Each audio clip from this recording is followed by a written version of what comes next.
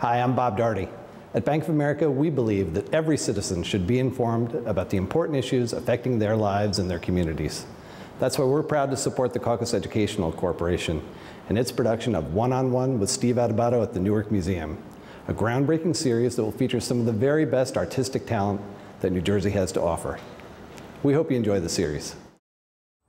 Funding for this special edition of One-on-One with Steve Adubato at Newark Museum has been provided by Bank of America. Life's better when we're connected. PSE&G, committed to improving New Jersey's economy and strengthening its communities. Cohn Resnick, accounting, tax, and advisory, where forward thinking creates results.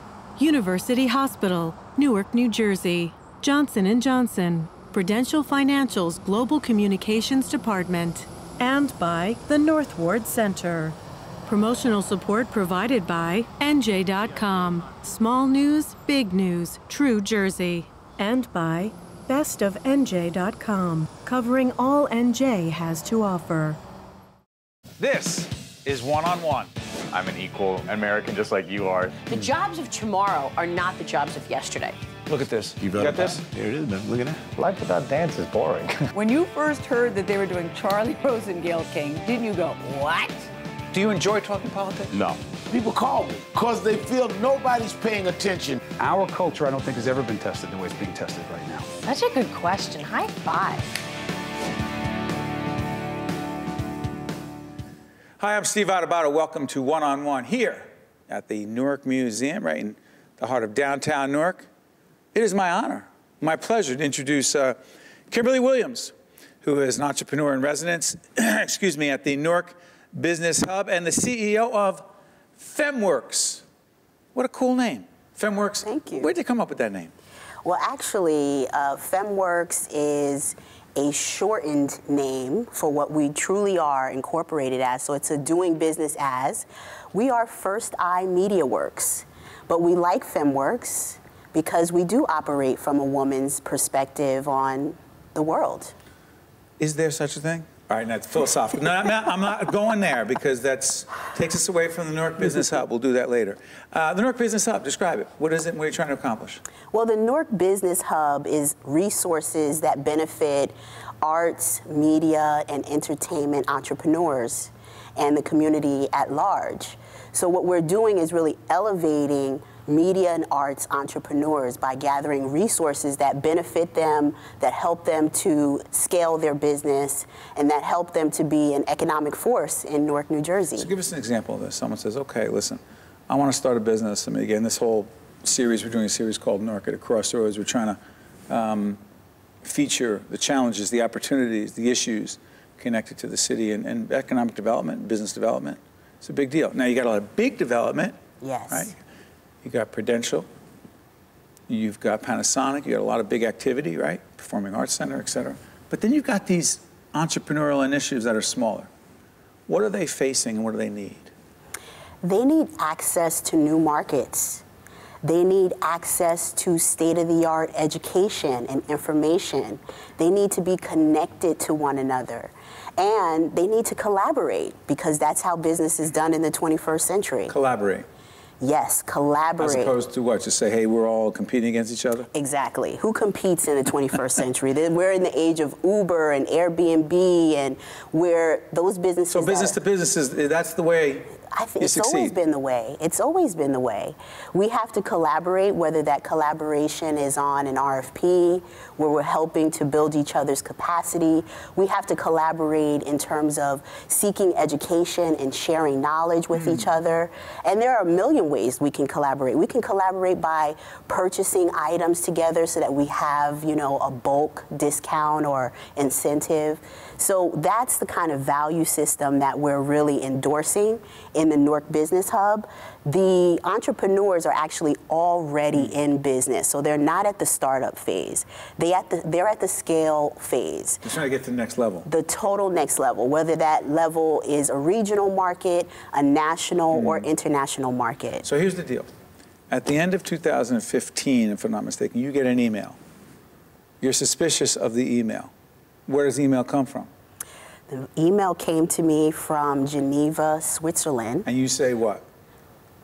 I thought it was spam at first. I mean, who wouldn't think it was spam? You know, an email. What did it say? It said that I was being invited by the World Economic Forum to visit Geneva, Switzerland, to become a founding curator of the Newark Global Shapers community. The Newark Global Shapers? Yes. Did you even think there was such an organization? Well, no, but the great thing was that they did send along information about what is Global Shapers. So after I did some research, I realized that it was for young people between the ages of 20 and 29. Right. So I said, it made me even more curious because I am not in that age group. Right? I'm just barely out of that age group. So I wasn't sure still why they were contacting me. And fortunately, they were contacting me because they thought that I represented the type of leader that could inspire others, and I could identify that next generation of talent in Newark that will eventually sit on a global stage. So this community connects young leaders in the city of Newark, which we have identified 15 of them. So we have Global Shapers in Newark now that can influence the global conversation about what our impact is, what our vision is, and how we approach solutions. It could change their lives. It can change what they do, the impact they have. Absolutely. It elevates what they do. So again, what I do a lot of is elevation. I'm elevating the voice of young people, young leaders. We're elevating the entrepreneurship of media, arts, and entertainment entrepreneurs through resources that benefit them. What's it doing for Newark? It is actually helping a new class of entrepreneurs be the driver of Newark's economy, the people that hire other people, the people that change the perception about what Newark is and what our lived experience is. We're the next homeowners. We're the next, philanthropists. So we're essentially helping Newark to solidify its community by having these resources that benefit media and arts and entertainment entrepreneurs, but we're essentially helping a whole new class of residents to take root here. Real quick, before I let you go, you talk about media, TED Talks. Yes. What's the connection? So I was fortunate to curate a TEDx. Tell everyone who may not know what TED stands for. So TED stands for Technology, Entertainment, and Design. And it's a learning platform where you can get some really great content that will blow your mind in 18 minutes or less. Now, a TEDx is an independently created TED in your community. And so I was fortunate to produce TEDx Broad Street in 2013, but just recently I was named resident at TED, so that means I'll be giving my own main stage TED Talk. What an honor. It is. How proud. I am taking it all in myself. I got to ask you, as a student of leadership, people who know our series know I ask really smart leaders this question, but you're a slam dunk on this. What's the greatest leadership lesson you've learned so far in your pretty short but successful career? Wow, that's a great question. I would say it's constant evaluation and growth. Because that will help you push beyond your comfort zone, which always changes, get a new comfort zone that you have to break beyond. But I think constant evaluation and setting new goals for myself. I often tell people, I do some executive coaching with people, they say, I'm uncomfortable speaking in public, I'm uncomfortable confronting an employee, dealing with a difficult issue, and I use this expression, I'll say, yeah, I understand. I'll say, you have to get comfortable being uncomfortable. And they'll say, what? I think you know what I mean. Absolutely. Yeah, you won't get anywhere staying in your comfort zone, right? Absolutely not. Oh, you haven't. And that's why you're really good. You're really great. And I want to thank you for being with us here at the Newark Museum. And that's why we love what we do, because we get to meet people like you. Keep doing what you're doing. You mind if I plug one more time? Please. Kimberlee Williams, entrepreneur in residence, Newark Business Hub and CEO of FemWorks. Yes. Thank you so much. Stay right there. My pleasure. All right. We'll be right back right after this. Thank you. To see more one-on-one with Steve Adubato programs, visit us online at steveadubato.org. If you would like to express an opinion, email us at info@caucusnj.org. Find us on Facebook at facebook.com/Steve Adubato PhD and follow us on Twitter at Steve Adubato.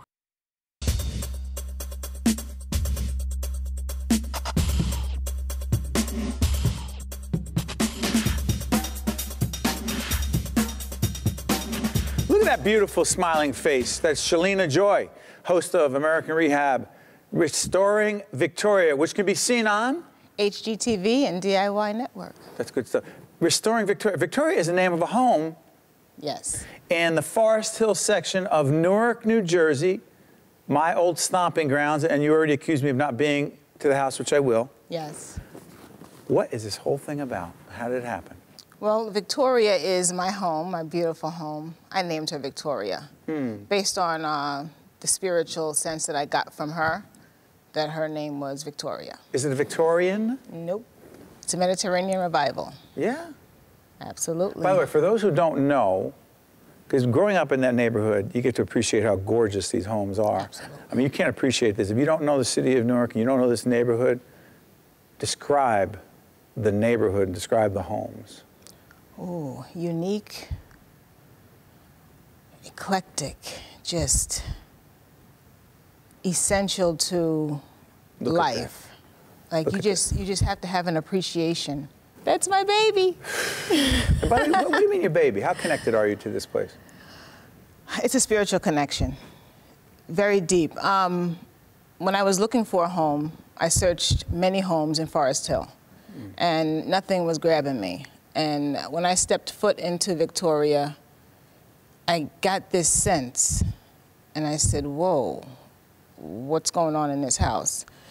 And spiritually, I gained a connection, and it was just like she was saying, I'm longing to be loved. I've been damaged. I've been taken advantage of for so long. I just want to be loved, and I want a family to live here that is full of love.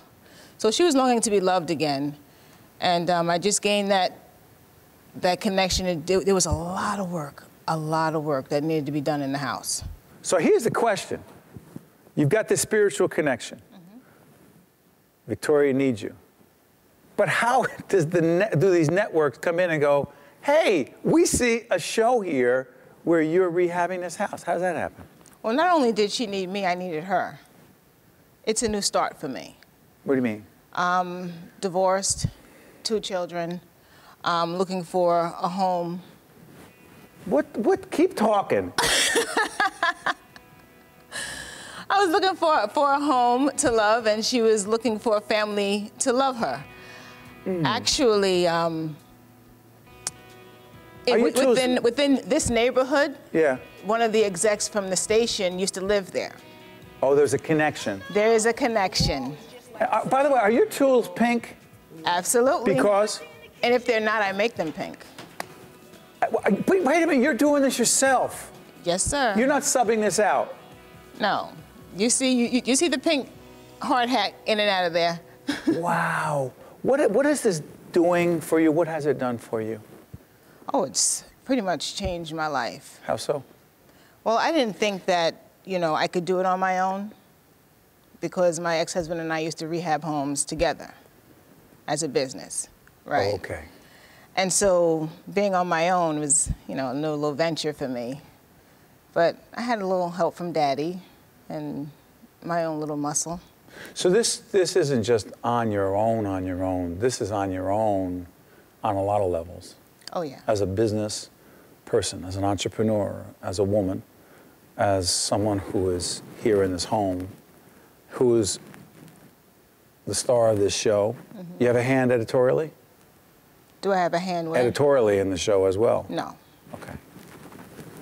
This is my first on-camera thing. Like, I was just What's that very been like? nervous. Oh, interesting. Like, you're not nervous here? It was interesting. Like, you're not nervous on camera? No. Okay, you're a natural. Yes. You do see it. They told you that, right? Yes. So how long before we're not even be able to get you on public broadcasting? You'd be too big a star. It's going to happen. I don't know. This is like my passion. I have a passion for power tools. So, I just do. Wait a minute.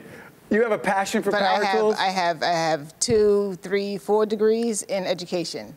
Yeah. Oh, hold on one second. Your passion is for power tools because you want to build? No, I just love the art. Ever since I was a little girl. Where's the art? The art is in creating and in restoring. It's just I have a love and a passion for it. Do you see things that Victoria could be? Wow, wow, look at the before and after. What is that saying to you right now? There's so much behind this story. This is the master bathroom in the bedroom. And it was covered up by so much. The floor was sagging, the tub. You see the 3 windows in the back? Yeah, keep that shot there. You see 2 on the top. That's right. One was covered by a wall. There was no appreciation for her beauty at all, at all. This is art. Absolutely. Like we're at the Newark Museum, this is art. This is art. This is your art. Architecture in this era could never be repeated today. That's the master bedroom. 6 stained glass windows. 6. When you were in that bedroom, what are you feeling? Relaxed. Proud? Proud, appreciated. I feel when I look out of those windows, every day I have a new sense of today. Hopeful? Yes. Pride? Definitely. What's your message to everyone watching right now who says, good for her, I can't do that? Oh, absolutely you can. There's nothing fantastic or extraordinary about me. I just don't mind breaking a nail. Who is rooting for you? First and foremost, me. Because without me rooting for me, you know, nothing will go. How confident are you? I'm very confident. Rejection, knocks, people who tell you can't do this, can't do that. What do you say to yourself? Yes, you can. Yes, you can. Greatest leadership lesson I'm a student of leadership. Greatest leadership lesson you learned so far is? Have compassion and understanding for those under your care. You never know what somebody's going through. Empathy? Oh, absolutely. Where'd you get that? I'm an educational leadership student. I'm studying my PhD in school leadership. You got it from your family, too. Somewhere along the way, you got it somewhere. It's not just your educational background. Oh, you're gonna... Yeah, I'm sorry. It's actually intrinsic. Yeah. I was actually raised a little differently. Well, you're doing a lot of things right. Hey, listen, I wish I had 10 more minutes to talk to you. Will you come back? Will you come back? Please. I will definitely come back. Listen, it's been an honor to have you. And I thank you for joining us at the Newark Museum. Thank you for having me. And congratulations on all your success. Thank you very much. Stay with us. We'll be right back right after this. Let's do a home together. To see more one-on-one with Steve Adubato programs, visit us online at steveadubato.org. If you would like to express an opinion, email us at info@caucusnj.org. Find us on Facebook at facebook.com/Steve Adubato PhD and follow us on Twitter at Steve Adubato.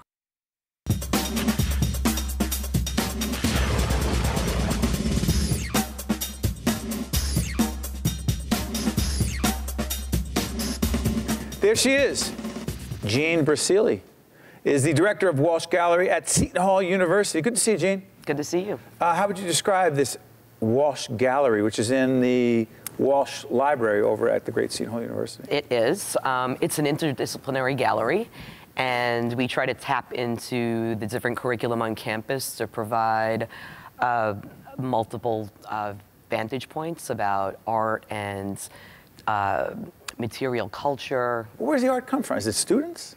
It comes from all over the place. We've recently had loans from the Sag Harbor Whaling Museum on Long Island. We had loans from the Museum of Early Trades and Crafts in Madison, and we also show a lot of our own collections in the gallery, but we do work with local artists. And also from Newark. I mean, we're here at the Newark Museum. Like, that's there's right. some Newark artists, right? Absolutely, yeah. We just showed a series of Newark artists in the last show, and I endeavor to do that on a regular basis because we have the university has a special relationship with Newark. Describe that. Well, part of our campus is in Newark, and then we have the law school there. Right. But there's a lot of synergies between Newark and South Orange and the campus at Seton Hall. Yes, a lot of history. And there's a wonderful arts community in Newark, and you know, we want to tap into that, and we want to be part of it. We want to support the cultural and economic growth in Newark. So let's talk about some of the examples of that. You connect with different arts organizations. Such as, give me an example of an arts organization. Okay, well, upcoming this June, I'm going to be co-curating a show at Index Art Center, which is right down the street. Index Art Center. Yeah, it's a local artist-run gallery. It's a nonprofit, and they have a really robust schedule of events, mostly exhibits, but they also do musical performances, dance events, film screenings, and I've had a relationship with this gallery since 2005. And we work together on a number of things with Seton Hall University collaborating directly with Index Art Center. So you want to bring that art to the larger community at Seton Hall. So is it the community that is exposed to it? Are they Seton Hall students and faculty? Yes, but we have a much broader audience than that. We recently had people visit from Michigan. We had people come from Seagirt, New Jersey. We really have a broad visitor base from primarily New York, Pennsylvania, and New Jersey. So it's not just students and faculty. Talk about your interest in the arts. Where did it come from? You know, that's a good question. I told my mom she used to always bring me to museums and cultural events as a young kid. And although she didn't bring me to a lot of art museums, I think that really rubbed off on me, this appreciation of culture. Where did you grow up? I grew up in Rockland County, New York. Not the bastion. I was just going to say, County. Not a hotbed of culture. Up, you know, somewhere on the west side of Manhattan, or, you know, or in East Village, or I don't know where, but Rockland County, and the art bug hit you when? I was always, from the first I can remember, I was always drawing and writing, and my mother and father supported that. I took a lot of art lessons. But my parents are from Brooklyn, and my mom would make it a point of bringing us to Manhattan on a regular basis to see museums and cultural events. And so I formed a love of culture, and even though I was a country kid, I had a lot of city experiences. That's interesting. It's always fascinating how people get exposed to the arts and get turned on to it and have these careers. So talk a little bit about the fact that the Seton Hall community has come together on behalf of this, because in many ways, for you to do what you do at Seton Hall, you need to be tied to the Newark community. Who else is involved up at Seton Hall in this? In terms of the collaboration? Yeah, sure. I think all of the departments on campus. I mean, it's part of the broader vision and mission of the university. So, you know, we're all doing our own thing with our own contacts in our different fields. But so, don't you have an exhibit coming up with Seton Hall students? Yeah, we're actually, so we do an annual art show featuring the artwork of Seton Hall University undergraduate students, and it's a juried exhibition. So tell folks what that means. You can use the term juried exhibition, and everyone knows what that means. What it means is that we have professionals from the art field who are looking at the work, and they're pulling the best examples of what's presented to them to be in the show. So it's really an honor. It's kind of a screened process. Are they sold? Some of the works are available for sale. It depends on whether the student wants to sell it or not. But we've made quite a few connections and sold quite a few pieces of art over the years. So the students at Seton Hall who are into the fine arts, how do they interact with you and the folks at the gallery? Well, we host the student show. Very often they wind up volunteering or interning or getting work study positions in the gallery. Sometimes they host events in the gallery. Or lead programs. So there's all different ways that students could get implicated in the gallery activities. I'm curious about this. We've talked to a lot of artists about the business side of the arts. And we've talked to musicians about this at the other series that we've been doing out of NJPAC, and it always strikes me that that's a challenge for artists, the business side of things.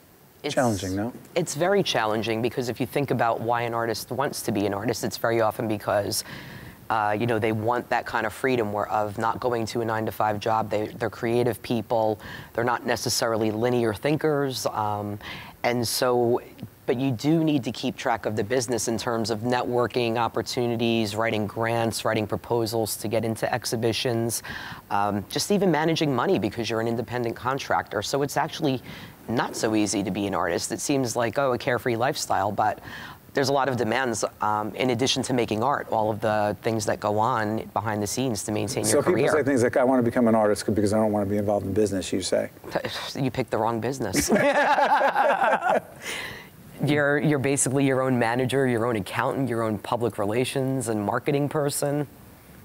It's interesting. You can't do the art of public broadcasting if you don't understand the business. You can't be in art if you don't understand the business. And Absolutely. So you've helped a lot of people. Listen, wish you and your colleagues up at Seton Hall nothing but the best at the Walsh Gallery. Keep up the good work. Thank you very much. Pleasure to be here. One-on-One with Steve Adubato has been a production of the CAUCUS Educational Corporation, celebrating over 25 years of broadcast excellence, and by the Newark Museum, in cooperation with NJTV and 13 for WNET. Funding for this special edition of One-on-One with Steve Adubato at Newark Museum has been provided by Bank of America, PSE&G, Cone Resnick, University Hospital, Newark, New Jersey, Johnson & Johnson, Prudential Financial's Global Communications Department, and by the North Ward Center. Transportation provided by Airbrook Limousine, serving the metropolitan New York, New Jersey area.